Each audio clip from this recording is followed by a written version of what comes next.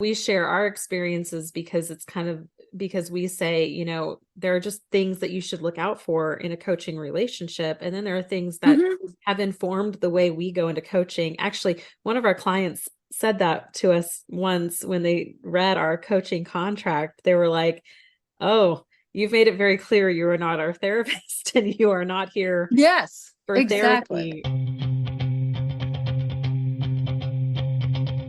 Welcome to Purposeful Podcasting. I'm Wendy. And I'm Krystal. This podcast is meant to share how we and other entrepreneurs bring together purpose and passion to leverage profit in our businesses. We are shining a light on adventure-loving, purpose-driven, action-minded, authentic, and rebellious entrepreneurs. Just like us. So join us as we talk about business and life and everything in between.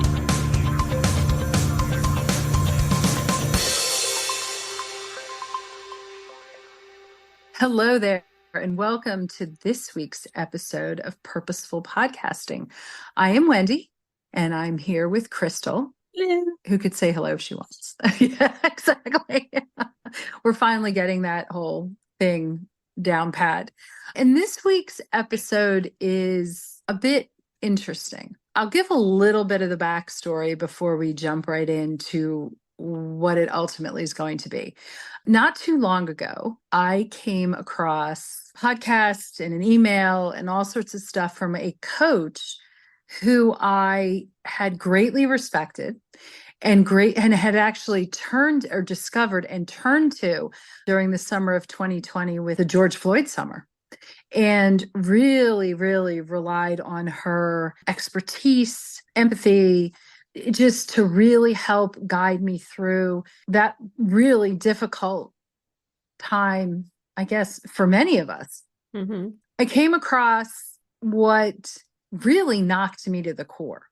Without getting into great detail, she has a podcast and an email list and all this stuff. And I saw an email, which was an apology.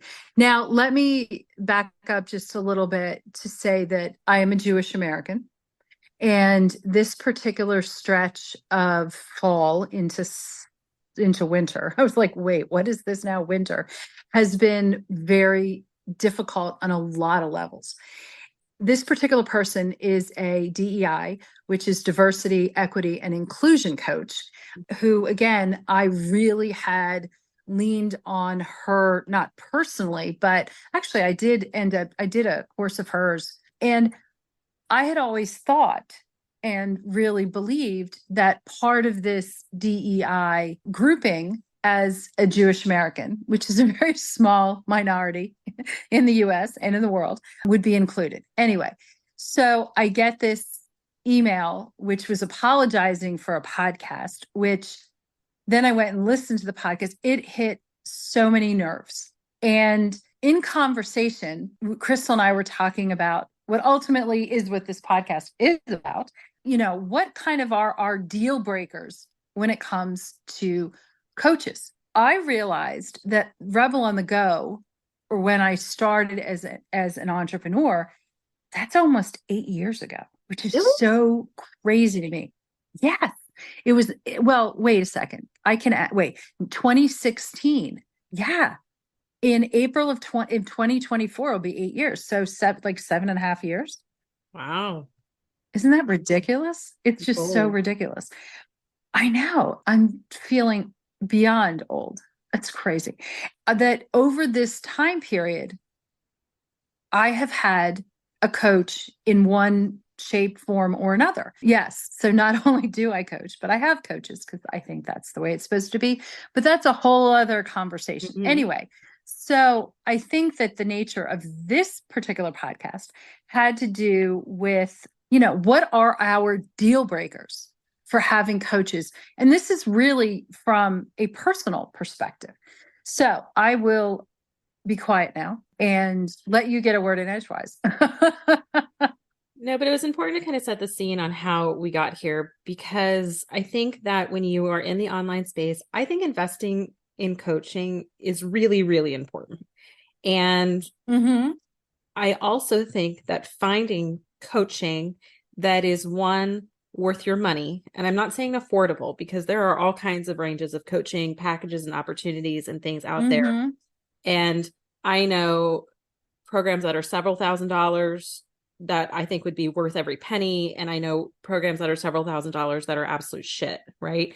And I think so I think that it's hard to find a program that is worth your money, where you get a return on your investment, I guess is a better way to put it, and where the coach is credible and that you have an alignment in values.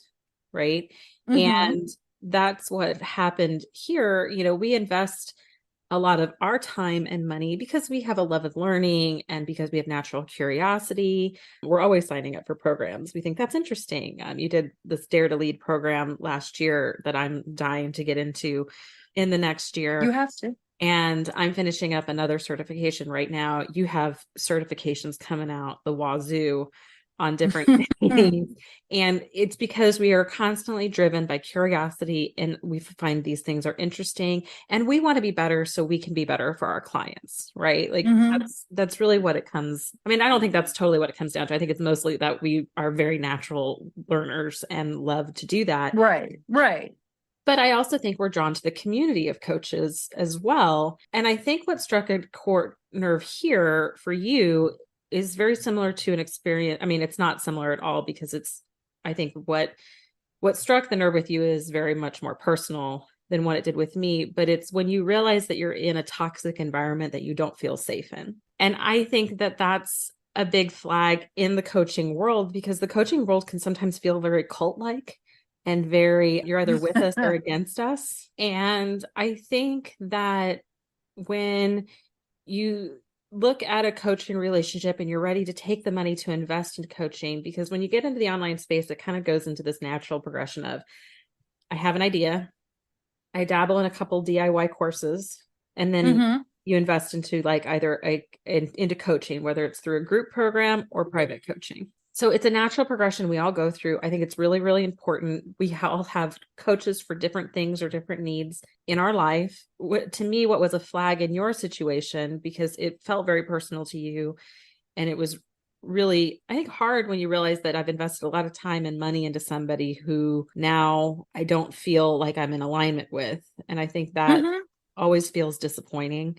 So at the same time, then what do you do? And then I think that for me, when I felt that way, and we can go into that story later, but I think when I felt like I was in a coaching environment that was toxic or that didn't feel like a good fit anymore, it turned me off from coaching for a long time.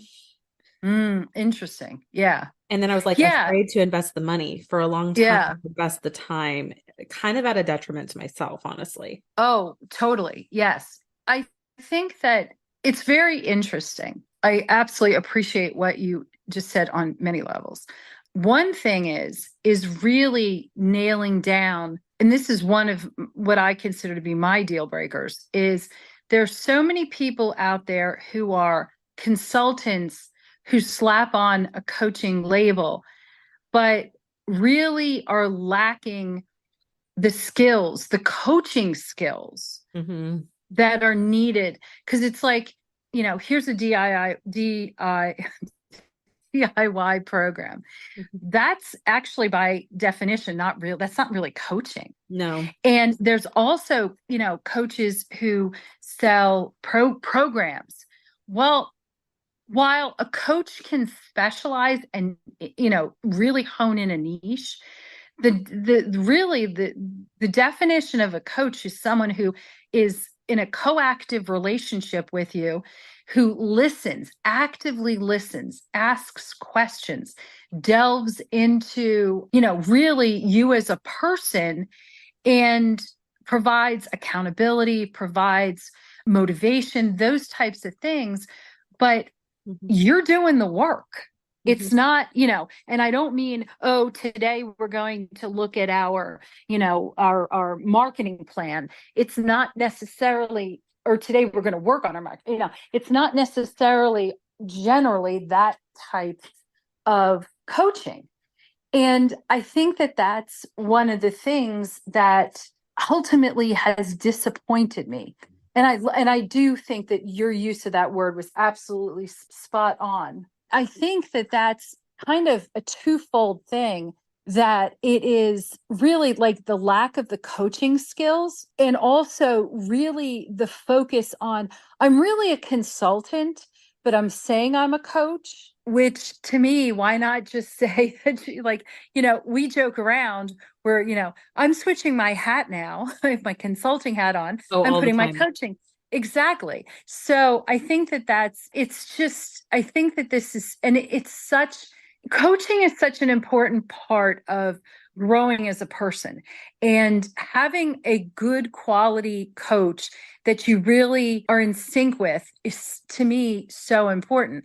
I look back and I realize that the pitfalls that I've had over my almost 8 years match up to who I had as a coach at that particular time. And, it's interesting because I think about like shared values. And I even went so far this morning before we hopped on, to look up my VIA, which is Values in Action Strengths, which is an assessment that actually we use a lot as one of those foundational starting point. Things like perspective and fairness and curiosity.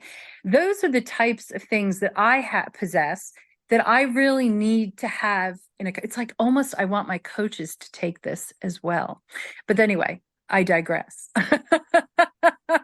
Now that I think about it, I think that, yeah, they have. Anyway, but it's also, and this I think is super important right now, is that I need that cultural sensitivity that, I think I possess that really came out, over the past three and a half years. And I also need that person to have, to be respectful and empathetic and also curious, aware of what's going on in the world. Really, avoidance of stereotype is huge for me. And, what's interesting is I had on my list for 2024 to actually purchase one of this person's programs. I have been following a particular program for quite some time now.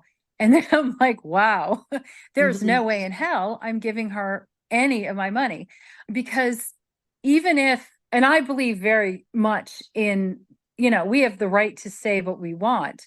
But when it comes to adding in the elements of respect and possibly empathy, those are so huge on my list that, and what I heard, was, oh my gosh, no, no, no. And I don't think, and being that there was a follow-up email that says, hey, I'm sorry, I apologize for what I said, but not really, leads me to believe that I wasn't the only one. But anyway. Oh, I didn't realize there was a follow-up email too. Well, and I think, so what had happened too was that this person said something incredibly offensive on the podcast and then in an email, and then I think got backlash, and then they sent up the follow-up apology email. And we've talked about this before where, when do you have the right to speak up politically? How do you do that? And I'll link that episode in the show notes. But I think that you and I agree, I don't necessarily need my coach to believe in everything that I believe in. I don't absolutely not. I actually don't want that. I don't want that because I need diversity of world viewpoints. I have a very diverse group of friends that swing differently culturally and politically and all across the board. Right. And I think that helps me as a person grow and learn more. And I think that you hit the nail on the coffin, not the nail on the coffin, but I think you hit the point really, really home when you said that respect must be in the cornerstone of those things. You can have a differing political opinion than me. You can feel differently about the state of global events in the world as me. And we can have different conversations, because I think that holding that tension of both and is so important. Yay, Brene Brown. Like, that's so important to all of us to remember. But you have to be respectful and you have to be empathetic to what my viewpoint is. And at the point that you cannot do that, then all that's off. And I think that's and I think that's interesting when you get into coaching relationships that are toxic environment. I think one of the first things that is non-existent in that is respect and empathy. It's interesting because one of the other deal breakers for me is coaches that have that very much an egocentric approach. And it's almost like the savior complex, like it's my way or the highway, that, it's more about the coach than the client. And I think in a lot of ways, and I have mad respect for, for coaches. This is not really an easy profession necessarily. And it requires a great deal of vulnerability and not to mention your foundational skills. So it's almost like this egocentric approach is like the Brené's armor. You put it on and you don't want to feel vulnerable, or you don't want to feel less than, that kind of thing. But it's one of those things, again, where if it's all about the coach rather than the client, then that's where you don't have to have respect. You don't have to have empathy. A lot of coaches are so focused on their foundational skills, whatever that may be, that they really kind of lose touch with what really makes a good coach. And that is the empathy, the respect. You have to build trust if you actually want to get work done. I also just think so strongly that life is not one size fits all. There's also, an inflexibility. If I come to a coaching session and I've just had a really shitty day, and you're like, well, did you achieve this week's goal? And I'm like, well, actually, no. And I want to actually get into it or talk about it. And I'm cut off and I'm like, well, you didn't do what you were supposed to do. My answer to that generally is fuck you, on a lot of levels. And I've had coaches who have cut me off at the knees. You're just making excuses. Well, maybe I am, but cut me some slack, kind of thing. Well, and so clearly don't know you and how to properly motivate you to get done what needs to get done. Yes. I mean, when you think about, that one size fits all coaching thing, I think a lot of coaches, and I'm using air quotes here, the audience can't see me, but when coaches or consultants really are not coaching on anything, they're consulting their method to other people. Exactly. And that might work for other people. And it also might have been something that worked 10 years ago, but the climate of online business and marketing and everything has changed exponentially in the last 3 years, even in the last year, this year, with the introduction of AI and other things that are happening out there. The online landscape has changed. The economic climate has changed. And so what worked 3 years ago isn't necessarily going to work now. And the problem is that a lot of coaches get up into rooms and they go on and on about this methodology, and then they berate people for not making it work. And one, it's using shame as a tactic to motivate people, which is never a good way to go. And then two, they're not in the arena anymore. So they're not actually practicing what they're preaching anymore, because even they know they can't do just this thing. There are other things they need to do to market their business. And I always think a telling thing is when you look at a coach and you look at, I would ask myself, like, who's benefiting the most in the relationship? And by that, I mean, when I look at other coaches out there, and then you look at their clients, okay? Who's benefited the most from this relationship? Is it the coach or the client? And I think in a lot of times, I think about how many times have I been in a room with a coach and the only person benefiting in that room is the coach. The clients are not doing better in business. The clients are not, I think about rooms I've been in where... And I would even argue that that's not a coaching situation or a coaching scenario right there. I know for me, I signed up for a coaching program, right? Yeah. I used air quotes. My experience with it was I had signed up for a year-long coaching program. It included a retreat. I went on said retreat. I did said program, and I came back from the retreat like really effed up. Like it just messed up. I remember talking to my friend who is a licensed therapist and said, sounds to me like you were in a room with a narcissist surrounded by a bunch of codependents. And I'm like, Oh 100, my 110%. Well, it's that is such an interesting thing, because one of the things that also absolute deal breaker is a coach is not a therapist, Yep. and or a palm reader for that matter. I think of a coach who suggested my relationship with my dead brother wasn't particularly good. And I was just like, wow, that was just, wow. Coach is not a therapist. A coach can be an empathetic ear. A coach can be an understanding, like, well, you may want, if this is truly what's blocking you, you may want to see a therapist. But in the meantime, let's take small steps to keep you in the right direction, that sort of thing, which makes complete sense. But I don't pay a coach for therapy. And actually, the difference when your insurance will cover the therapy, your insurance don't cover the coach. No. And we have a whole other podcast on this too, right? Link in show notes. But I think you're right, because a coach is bringing you, we had this conversation yesterday, actually, a coach's baseline forward. Yes, exactly. And therapy Exactly. is to help bring you back to baseline.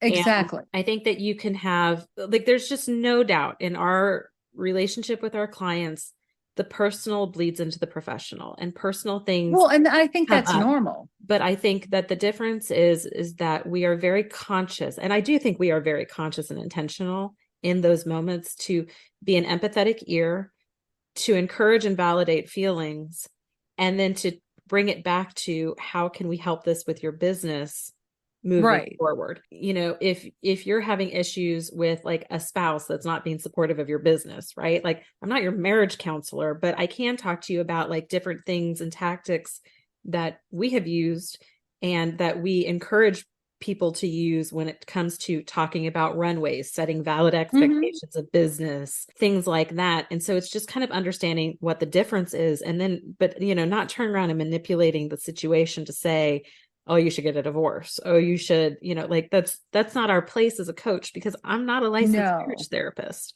Exactly. Exactly. These are big flags for me when you hear people try and diagnose your relationship with your brother. Yeah. Or, there's like a myriad of completely effed up things I've heard over the years that I feel like I could make a list and then have our audience add to that list. That would be slightly entertaining. It's so entertaining, but it's disturbing because these people are deemed successful. And, it's also why I encourage other people as well to go into coaching or go into this profession, because if you do have a real call to help people and a real call, and you do have skills and the professional certification to do it, the world of coaching needs more good, ethical coaches.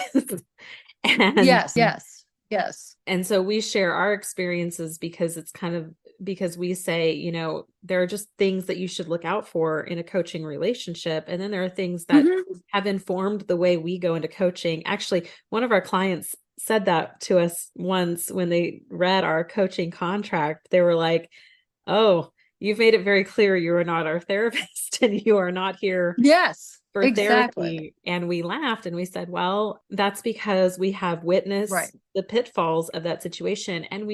And other people come from other coaches as well, and might have had other experiences or other relationship dynamics with a previous coach that were unhealthy, that we don't want brought into this coaching environment as well. Right. And so we really just kind of set that boundary up front so people are aware, this is what we're here for.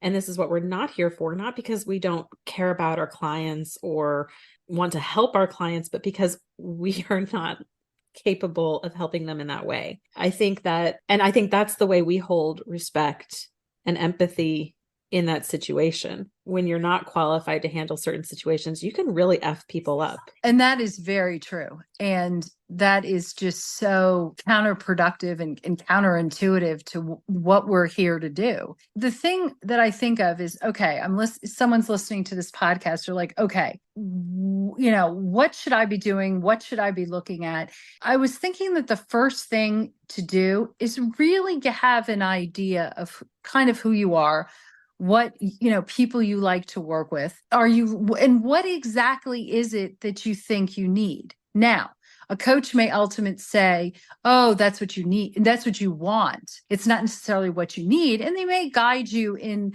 a slightly different direction, or solve that problem or answer that question and say, okay, now let's look at which is actually what you're really truly paying people to do for you.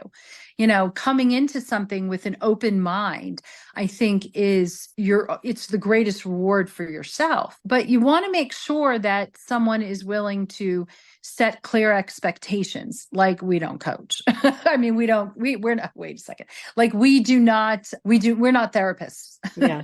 That right. type of thing. You want someone who really listens to you. If you do 90% of the talking in a session, that's actually a really good thing. Yeah. Because while they bring certain skills to the table, it's really, you probably know what those skills are. Okay, I'm a marketing coach and I have a specific marketing strategy. Okay, you probably have a good idea what it is, but how is that going to work for you? And how is that implemented? So if you end up doing the majority of the talking, that's actually a really good session. Mm-hmm. And if you walk away with, wow, I feel so much better. Actually, that's a huge win. So someone who really is listening to you, and then at the end can wrap things up. And it's perfectly appropriate to have, well, if you set it up ahead of time as part of your expectations, homework. Yep. Assignments, things of that nature, really add to the experience. I've had coaches who who it is like a therapy session where you talk, whether it's once a week, once a month, and that's it. Yeah. And where's the accountability? Like motivation, it's like, hey, but now most of us have Voxer, which is such a fabulous tool. I love. But because I think that what's cool about like good coaching relationships that I've had and that I have now have been, like you said, they listen, they ask really good questions. Mm-hmm. Because, and I tell this to clients all the time, I ask a lot of questions. So I tend to be the marketing half in our coaching relationship with our clients. I can give you a marketing strategy that will shoot you to the moon. But if that's not where you want to go, mm-hmm. then it's a waste of your time and my time. And actually, we'll just end up leaving everybody frustrated because it's out of alignment. It's out of whack. The client procrastinates. I'm frustrated that they don't get it done. It would make me a crappy coach. Right. But by asking the questions of, what personal conflicts might have with this, Wendy's great at asking, what's your runway? What resources do you have to put into this plan? You're now setting a realistic strategy that shoots you to New York or that shoots you to Canada. Okay. Not necessarily to the moon. And so gotcha. I was like, wait, where are you going with this? And so, it just changes the direction of the conversation of where you want to go. And then, a good coaching relationship in my mind helps cut through all of that noise, because as online entrepreneurs, as online business owners, we are constantly inundated. How many emails, I wonder, do I have in my inbox right now from people still selling me stuff because they extended their Black Friday sale or whatever? Just so many things. You can get this copywriting accelerator course, and you can get this thing to write your sales page, and this AI tool, and this thing. And I mean, it goes on and on and on and on. And how do I know what's best for me and for my business, and what direction should I go? And I think what's cool about a great coaching relationship is that a coach knows you, knows your strengths, knows what's going to be knows where you want to go. They kind of help cut through that noise to say, yeah, that investment might help you I would stay away from that and not touch it with a 10-foot pole. Exactly. And I think of actually a coach who I still work with now, actually we both work with, who has her own signature program. I cannot remember the last time that signature program ever has come into a conversation. It has been it's been a long time. And instead of, while that may work right now, or it may not, it's the ability, as you said, to cut through the noise and see what is best for the client, as opposed to, well, this is what I sell. And again, that actually has an incredibly important space and place in the ecosystem we operate in. But that's a consultant. Yeah. And that is, someone who can come into your business and diagnose a problem and fix it. That is not your personal coach to actually, ultimately get your set and achieve your goals. Not that they don't set and achieve goals, just in a different way. And actually, I think of consultants as more of like a corporate thing, whereas a coach is more of a one-on-one personal thing, where it's, more specific to the individual needs. But I think we all may have different definitions with that. But, well, I'm feeling better.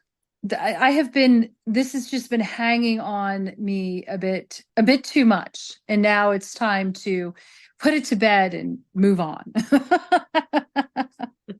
Or not. We can keep talking about it tomorrow. It's fine. No, that's okay. I'm just done. I'm just done. Okay.